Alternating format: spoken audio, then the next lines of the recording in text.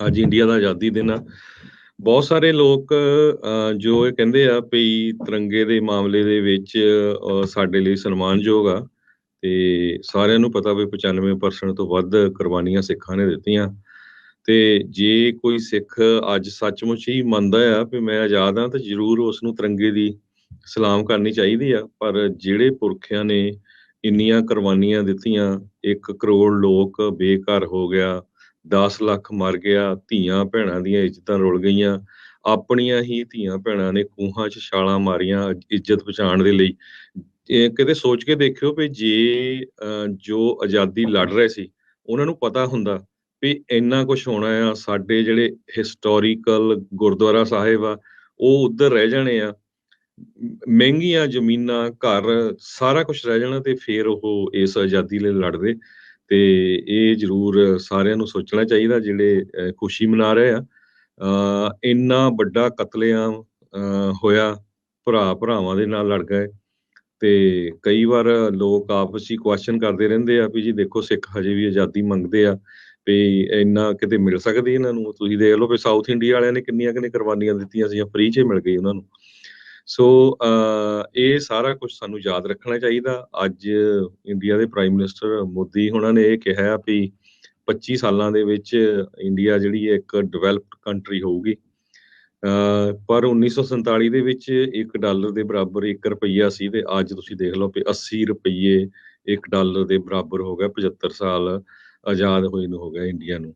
ਸੋ ਜਿੰਨੇ ਵੀ ਕਿਤੇ ਬਜ਼ੁਰਗਾਂ ਦੇ ਨਾਲ ਗੱਲ ਕਰਕੇ ਦੇਖਿਓ ਜਿਹੜੇ ਪਾਕਿਸਤਾਨ ਤੋਂ ਉੱਜੜ ਕੇ ਇੱਧਰ ਆਏ ਆ ਜਾਂ ਇੱਧਰੋਂ ਉੱਜੜ ਕੇ ਪਾਕਿਸਤਾਨ ਗਏ ਸੀ ਵੀ ਉਹ ਸਾਰੀ ਉਮਰ ਰੋਂਦੇ ਹੀ ਮਰ ਗਏ।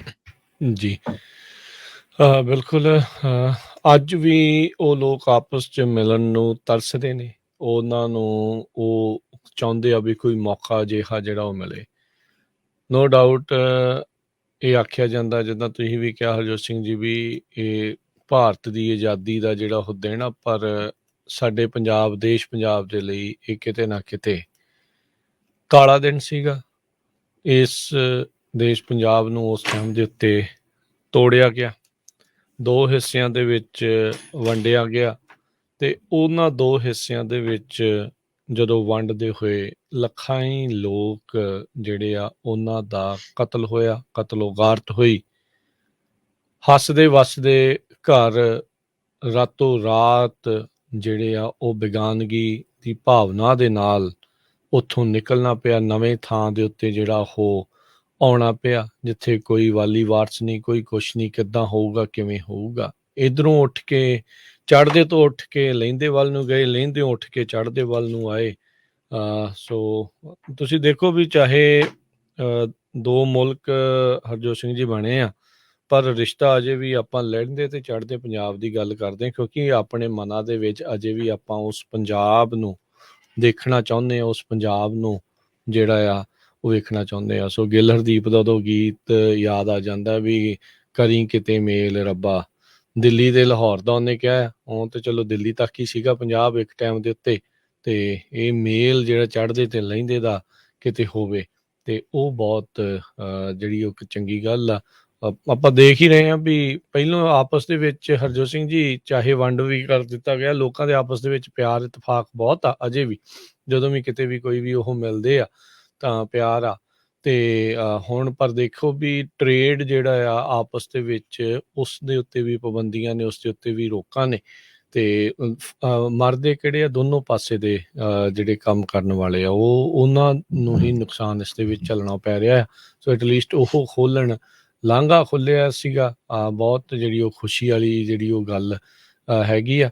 ਸੋ ਆਪਾਂ ਉਮੀਦ ਕਰਦੇ ਹਾਂ ਵੀ ਇੱਦਾਂ ਦੀਆਂ ਚੀਜ਼ਾਂ ਜਿਹੜੀਆਂ ਹੋਰ ਹੁੰਦੀਆਂ ਰਹਿਣ ਤੇ ਆਪਸ ਦੇ ਵਿੱਚ ਪਿਆਰ ਇਤਫਾਕ ਬਣੇ।